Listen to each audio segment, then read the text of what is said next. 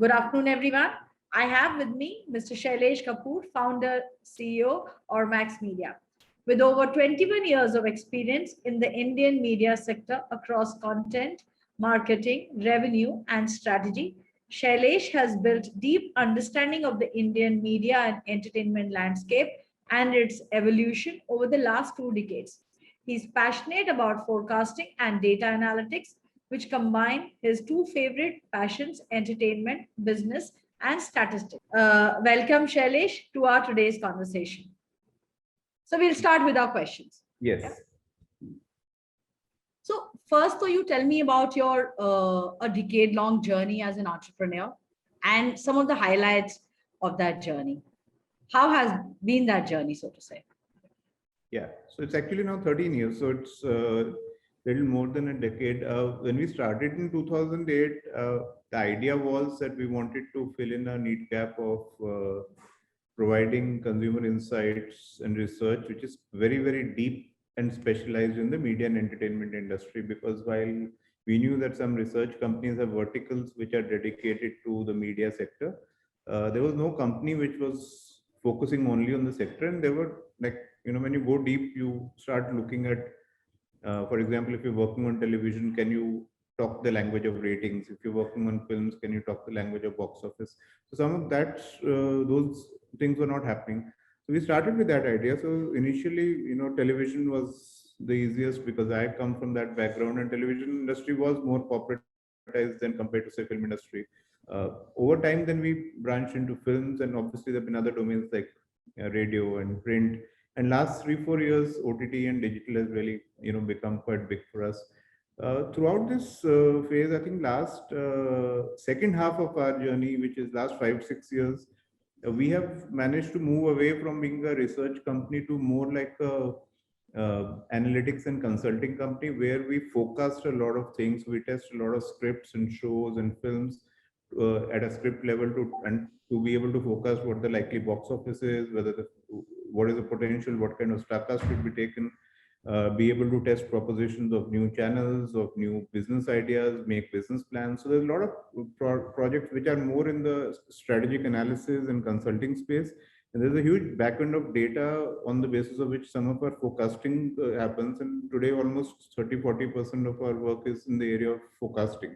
So we have moved from being a pure research company to an analytics and consulting company, and I think that is something which has been significant. And obviously last 2-3 years in particular, because of streaming platforms coming in, it's now three big domains: theatrical, streaming, and television, which between them account for almost 90% of our work, which are all three equally big, and all of them are going through their own changes. So it's quite exciting. And so we've been doing well, and still learning and adapting to the changes. Right, right. So you kind of started with one idea, and honestly, as an entrepreneur, then you kind of figured that there are some white spaces, and you kind of moved into those directions. Yeah, correct. So, what is your observation on the content consumption landscape in India in the pandemic times, and what are the trends that are shaping the future of the entertainment industry, according to you? Yeah, so the I think trends in the category were anyway, they are forever evolving, because entertainment is still a very new category in India. I mean, it's at best 20 years, 25 years old, if you take it from a point of view of when did satellite channels start coming in and multiplexes start coming in and that kind of thing.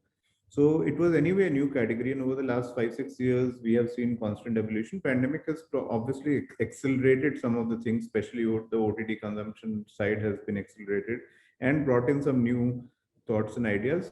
Overall, I think basic habits of people don't change that easily. So people will go back to theaters once the pandemic is out of the way and theaters have opened and big films start releasing. Whether that happens 3 months from now or 6 months from now, we don't know, but that will happen. So this whole talk of will there be any audience of movies in theaters is obviously it's a little oversimplistic, because years of habit doesn't break in 1 or 2 years. In fact, right now all our data is suggesting that people are actually starving and missing the theatrical experience, and they're very likely to go back, but obviously safety comes first, and that's how it is in the short term. OTT consumption increasing in the last 2 years has been something which is pandemic specific, in the sense that growth was happening, but this would have probably taken another 2-3 years to reach the levels we are operating on right now in terms of the number of users or the time spent. Last year was in particular very interesting because a lot of people, when they were at home and there was a lockdown, they were actually not working that much, because even offices had not figured out work from home. People were all like in that suspended state, or what will happen, when will this end. I think after having gone through that experience this year when the lockdown happened, and now when life is going on in a kind of a post lockdown phase, everybody's kind of got used to it. So work from home is happening, people are still doing their work and business. So this year we have not seen that much increase in time spent compared to last year, where there was almost a 30, 40, 50% increase in time spent. And a lot of new users came last year. This year it has been more about retention of those users than about getting new users. So the big year for OTT was actually 2020, and 2021 is just more about sustenance on that base. Also, the number of shows launching will have reduced and will continue to reduce because shootings have been held up, and a lot of content is not fully ready. So at some stage, that constraint will come into the picture, that the pipeline itself is not robust, and that's because a lot of shows that were partially shot, then completed shooting end of last year, and now we have a situation where not too many new shows are ready. So that OTT will have to face that challenge also. So there's this unique challenges that pandemic brought up. Obviously, TV suffered last year because 2-3 months there were no original episodes of GEC shows across languages. So I think these are all short-term things. Only long-term impact is probably two things. If I were to say what are the things that will stay even after the pandemic goes away, one is that a lot more people have got into streaming platforms, and therefore they are obviously likely to continue. And the second interesting thing is that somehow the pandemic has increased exposure to regional language content, because a lot of people on OTT have watched films in other languages. Like a lot of Hindi audiences have watched Malayalam films, Tamil films, Telugu films on OTT. That has further broken the language barrier, which is anyway slowly breaking over the last few years with Bahubali and some of the other films.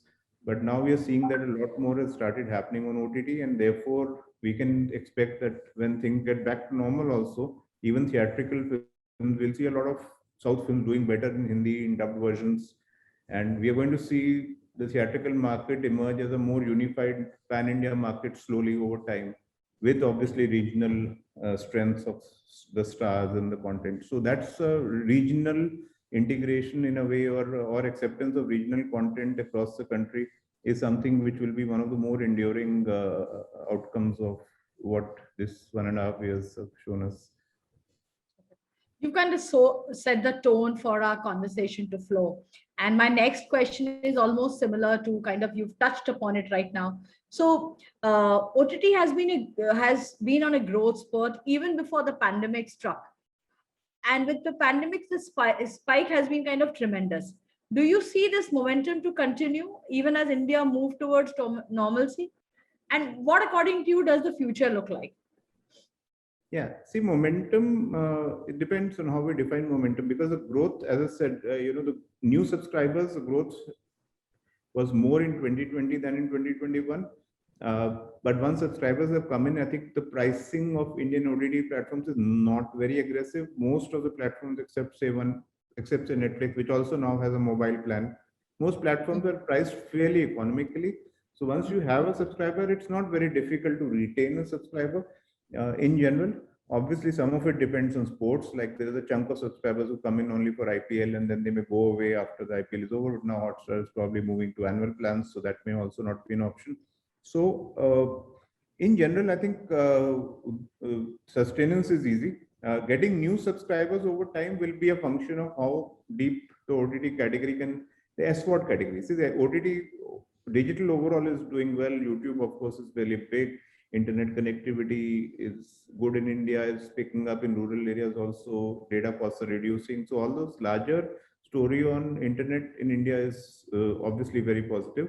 The issue or the challenge will be in how fast can we grow the SVOD audience base, because those who are paying, that is, in India, we are generally used to free content. Even television is fairly low priced in India compared to most other countries, even if we compare on purchasing power parity or any other such measure.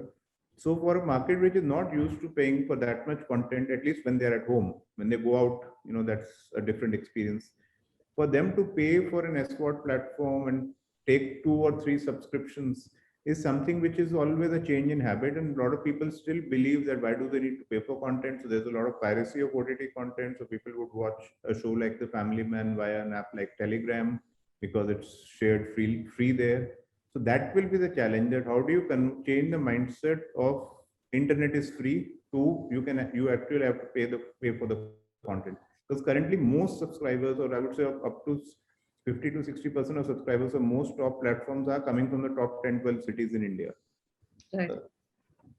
Growth has to eventually come from the next tier 2 markets and tier 3 markets in terms of the SWOT business. So that will be a challenge. And in that, fighting piracy itself will be a challenge, which has now started coming up, and it will continue to become bigger because on internet, piracy is going to be there. You can come up with whatever technology, internet will beat it sooner or later.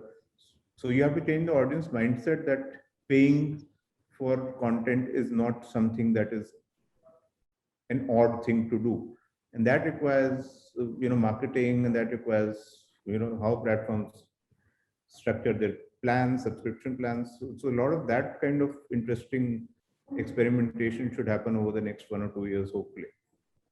Right.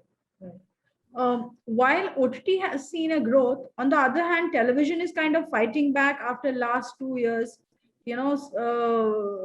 because content was kind of drying up. There was no fresh content. Several new shows were lined up, but there's not much traction that I see on the television platform. Right. Yeah. See, television is a secure medium to the extent that because it's a family consumption medium, and it's the way it is watched is that families like to sit in the evening for 1 or 2 hours before dinner or while having dinner and watch TV together. So that's a very Indian thing. That's not how TV is watched, for example, in the US or the UK, where a lot of TV is watched individually. Because it's a family consumption medium and it is a ritual in households that you watch TV with the family. Sir, I'll just butt in for a minute. Yes. Your voice is coming from a distance. Okay. I'm wondering why. Is it better now? Yes. Yeah. Okay. I'll just try and be a little louder as well. Okay. Yeah. I'll come coming back to our third question on the television content consumption. Yeah. So television is a secure medium to the extent that television viewership in India is driven by the idea of watching with the family. So there's a ritual that you sit together with your family every night around 7 p.m., 8 p.m., around the dinner time, and watch 1 or 2 hours of TV together. Now, 96% of India is single TV households. So this is a very unique Indian thing, that you don't have a TV in your room. It's not a personal TV, it's a family TV. And you watch TV like that. So because of that, TV will always be secure. I think if people don't have good shows on GEC, they'll start watching news or movies. So within the genres, there will be shift of viewership, but TV time, consumption time from the around 3 hours a day will not go down. And we have seen that it has not really moved in the last 2-3 years. The time spent on TV has not gone down because it is a family ritual. I think channels in certain categories will probably face more pressure. For example, Hindi GECs compared to regional GECs. The regional GECs actually have been doing fairly well, but Hindi GECs on the last 2-3 years, there has not been that much growth except for 2-3 channels. Other channels have not managed to really come up with programming ideas that have managed to see them grow or even sustain their numbers. Reality shows is something which is doing well in Hindi, but they're very expensive. So how much of non-fiction can you do, and how much can you sustain it? Also, if the economy is weak or not growing because of the pandemic or other factors, then a category which is dependent on advertising will always bear the brunt more than, say, a category which is more driven by subscription. So these challenges are there, and of course all the confusion that the industry has to continue facing because of NTO and various regulations that are coming in. So yeah, so it's tricky, but I think the good thing about TV is that TV is there to stay because it is very unique in how it's consumed. And unless India becomes a country where the family is not important, which is obviously not going to happen at least in the next 50, 60 years, TV is going to be there. So, TV is not linked to, a lot of people have this thing that, with OTT coming in, will people stop watching TV? Now, that's not going to happen because OTT is a solo consumption medium, TV is a family medium. So they're very, very different in the context. So that makes TV secure. But yeah, I mean, growth is difficult because how do you get extra time? Because all the time that people are now spending, also people who are watching OTT content now, that time is not coming out of TV time because TV time is still the same. So, you can't expect people to generate more time and start watching 4 hours of TV a day compared to 2.5 to 3 hours. So I think, yeah, TV is in that mode where, but there's still some audiences in rural and some of the states in urban like Bihar, Jharkhand, which were still not connected to TV. So the universe itself has some 20-25% potential to grow. So that is where TV can see growth in the next 5-10 years, where people who are currently not connected to TV can come on TV, which are the media dark areas, as we say, the poorer states and some parts of rural where TV itself has not reached. So I think that's something where TV's opportunity still lies. According to you, what will be the major impact of NTO 2.0 on TV subscription revenue growth prospects? Apart from subscription revenues, what are the other areas of the TV landscape that NTO 2.20 will impact? Yes, it's a complex topic, and honestly, right now we don't even know how it will pan out because it's been taken to the Supreme Court, then some more time may pass before we get clarity on that.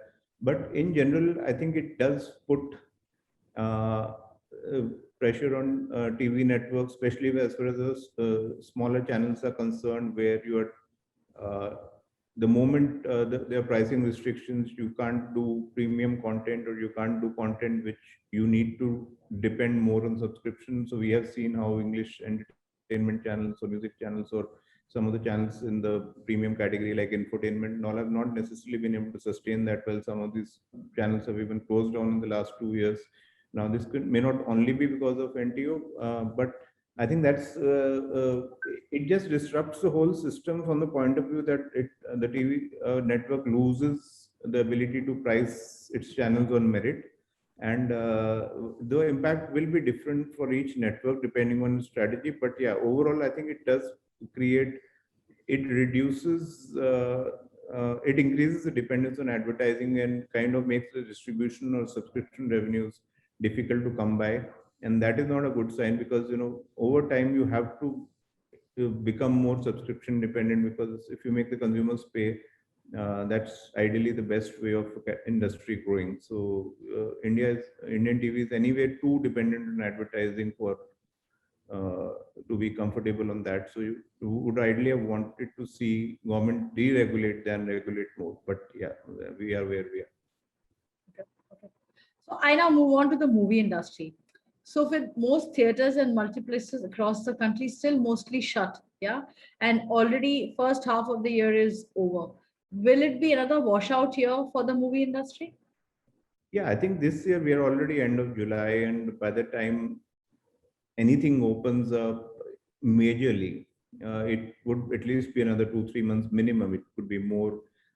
So yeah, 2021 calendar year, we can't expect too much to come. Maybe some stuff may come around November, December, if things open up.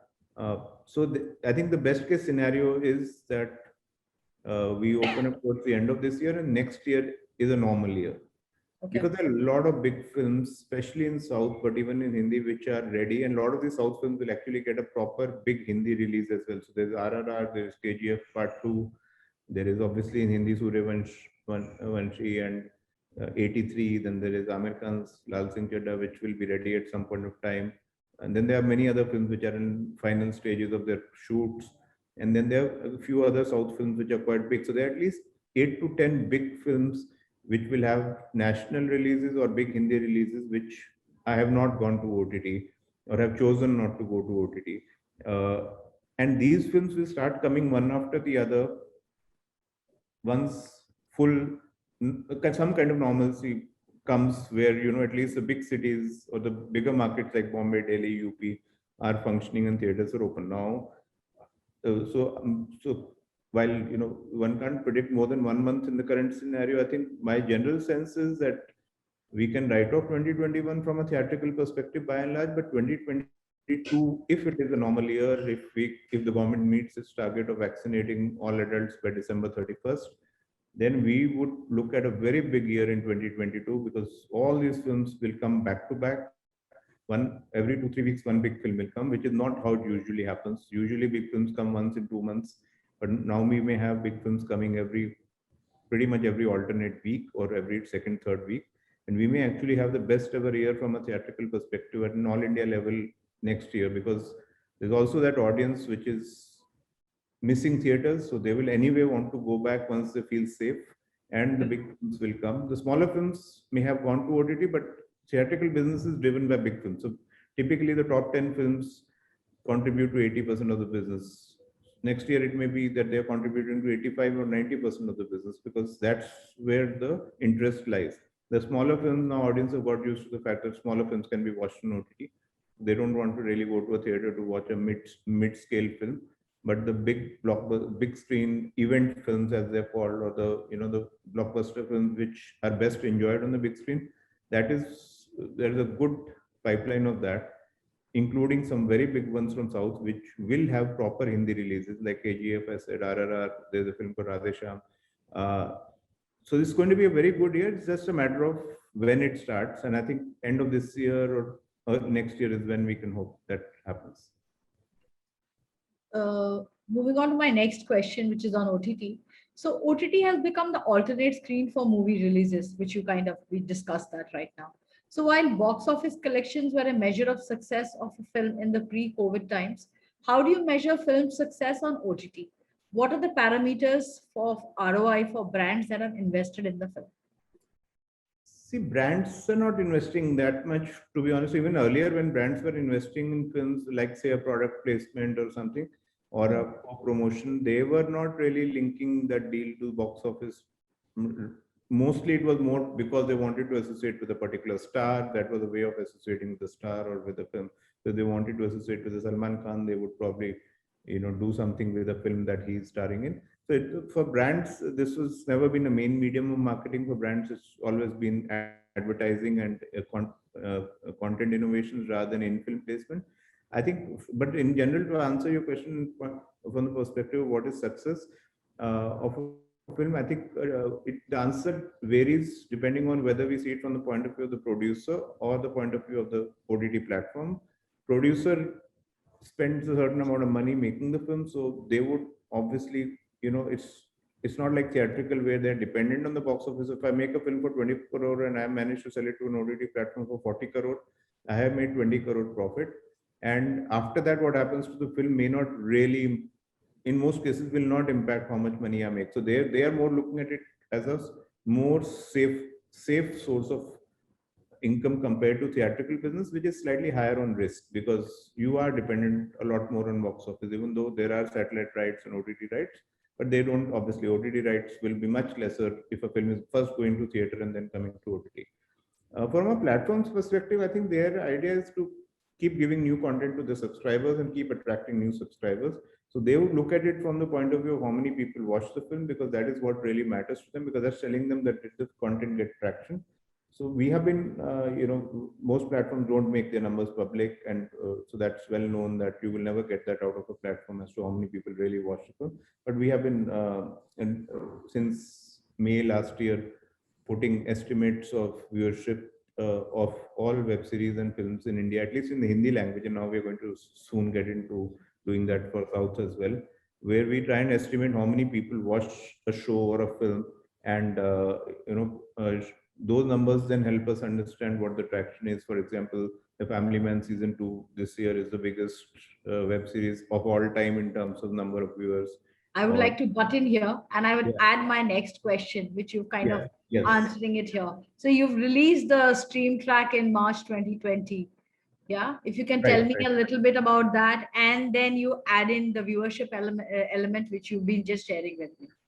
So, tracking of content is something we have been doing for a while. So we have a product called Ormax Cinematics, which is for theatrical, and we have Ormax Showbuzz, which is for Hindi GCs, where we track new shows and their launches and what kind of buzz are they generating and what is the likely box office or likely viewership of those films or shows. So we were anyway planning to, launch a similar product in the OTT category. So we launched Ormax Stream Track in March 2020. At that time, even the lockdown was not even there.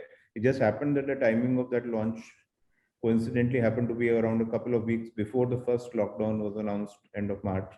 So, and then OTT content started picking up. So Stream Track is essentially a product which tracks how many people are aware of the new shows and new films coming on OTT, how excited are they to watch it, and then post release, how many people watched it and what was their response and so on and so forth. So this is essentially a syndicated report which many OTT platforms subscribe to on a weekly basis, and they get insights from there.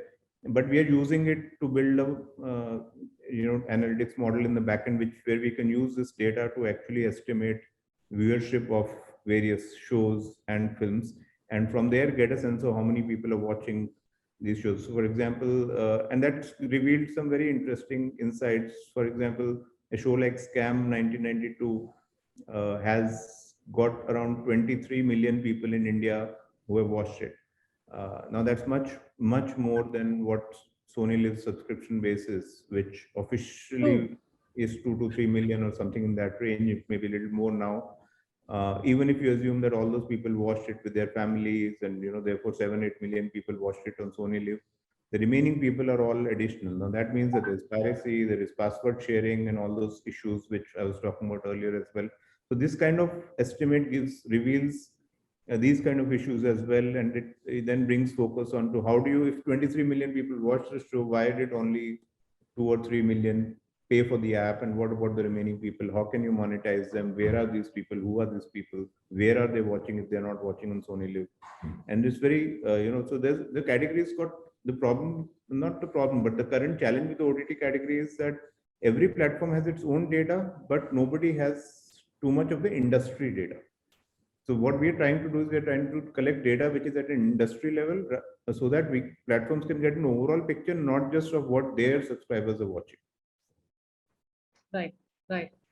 So my next question is, how are content marketers leveraging OTT platform in today's scenario? What ROIs do they expect? So if you mean brands who are using content to market themselves, I think they're still looking at YouTube as the main, because they need reach. So YouTube is the medium where brands are doing interesting content integrations and doing shows. A lot of for example, TVF, when they do shows with brands, they put it on YouTube. But because if you do a branded show on Netflix and Amazon, the reach obviously reduces because it's a paid platform compared to YouTube, which is free. So I think brands are still looking at YouTube and social media, which is Facebook, Instagram, as the method of getting their marketing messages across. SWOT paid platforms are not something that is on the top of their list as far as digital monetization is concerned. Also because SWOT base in India is still much lower than YouTube or social media. They would, so I think a lot of brands focus on Facebook, Instagram, YouTube as the key platforms through which they can monetize, and which is where there's a whole lot of influencers and YouTube creators and social media content creators. Like when TikTok was there were many creators. Some of them have now moved to Instagram Reels, and we know that YouTube has many big content creators who are working with brands to create content. So from brands' perspective, those are the platforms that matter, because those are the bigger platforms. Those have reach, which is far more than what a paid platform will have. Right. Last but not the least, before we kind of sign off, we can no longer ignore the regional OTTs as a formidable content choice, which you kind of shared early in our discussion. So what is the future growth trajectory that you see? I think it's enormous. What over the next 1 or 2 years, we can expect a lot of regional platforms, OTT platforms, to launch across languages, especially the 4 South languages. Many of them already have. There's AHA, which is doing very well in Telugu. Hoichoi has been there for a while in Bangla and doing very well. But we can expect more competition in each regional space, because eventually, right now, a lot of regional platforms are still more either they just come up, or those which are there are largely running on the basis of films. We can expect more web series also to happen, more original shows to happen, not just films. And overall, regional market in India is going to grow. In general, TV, we have seen that while Hindi GCs have gone down a bit, regional GCs have actually managed to get some of that share and increase their overall contribution. In theatrical also, we will see that the regional contribution will continue to increase over the next few years. So I think there is still scope for at least 3-4 apps in each languages, of which are big apps, well promoted, well funded, which we can expect to launch in the next few years. Obviously, Amazon, Netflix, Hotstar, and all the national platforms are also going to focus a lot on regional. We've seen announcements of regional shows. They have been acquiring Tamil, Telugu films, Malayalam films is big on some of these platforms. So they will obviously also want to get a big share of that. So the competition will be very interesting, because you will have a player which is focused only on that language, like say an AHA or a Hoichoi, and then you will have a player like an Amazon or a Hotstar or a Netflix or a Sony Live or a Voot, which is in multiple languages, and then competing with a local player which is only in one language. And it's a very interesting market, which is just about beginning to develop, because in the last 2-3 years, all the conversation on OTT has been from a Hindi perspective. So all the shows we talk about, Mirzapur, Sacred Games, Scam, are all Hindi shows eventually. They may be available in subtitled and dubbed feeds, but they are made by people from a Hindi perspective. They are written in Hindi. They have a Hindi sensibility. They have Hindi actors. So we have not really seen too many big shows coming from the South. We have seen films, yes, but not too many shows. So we're going to see November Story came on Hotstar recently, and it was dubbed in languages. It's done fairly well across languages. So we are going to see more and more of this, and it's just about started. It's not even started properly. I guess it's probably next 2-3 years is going to be very exciting. And I think that's again where the growth will come from, because to expect somebody in a Tamil, Telugu, Kannada, Malayalam market to subscribe to an OTT platform where 80% content is in Hindi is a bit of a stretch. So if you want to grow the subscriptions, you have to give people content in the language that is their primary language of consumption. Right. So before we kind of sign off, is there anything you would like to share, especially for our viewers? Yeah, I think we are in a very interesting phase as an industry, because there is a lot of growth of digital content happening, and yet the traditional content, which is television and theatrical, is there to stay. So this balance of how it will emerge is something which a lot of people are, because when we work with our clients, which are either TV channels or OTT platforms or production companies or studios, we can sense that there is almost a certain uncertainty or doubt in people's mind as to how the next few years will shape up. So different people have different theories. Some people think TV will drop. Some people think theatrical consumption will reduce. Some people think that OTT is a bubble and it will burst. So I think it's a very interesting phase from trying to predict the future and trying to be able to see what kind of trends are going to emerge in the future. And I think that's something which we enjoy the most, because for us, forecasting trends for the next few years is something that we have consciously developed as a strength over the last 5 years. So we are in that space where today we feel that our data that we are sitting on is coming in very handy to be able to answer some of these questions. And the answers are not very simple, but it's interesting to see, what kind of predictions we make. And like, for example, right now, as I told you, like I have no doubt in my mind that 2022 will be the biggest ever year in India for theatrical business. Now that's almost like, it is a prediction. And it is a little contrary to what a lot of people may believe. So we will only know 1.5 years from now whether it comes true or not. But I think it's these kind of things is something which we enjoy talking about, because we feel we have the data and the understanding of the trends to be able to bring this into the discussion. And I think this is the nature of a lot of discussions we are having. The focus a lot of senior people across companies is to try and see what will happen in the next 2-3 years. which is a new thing, because earlier people would generally believe that the future is predictable by and large. But I think now uncertainty is there, and that is creating its own share of excitement, which is a good thing. And we are enjoying that phase a lot. Thank you so much, sir. Thank you for your time. Thank you, Thank you. Vijay. Lovely Have a talking to you. good day, sir. Have a good day. Bye. You too.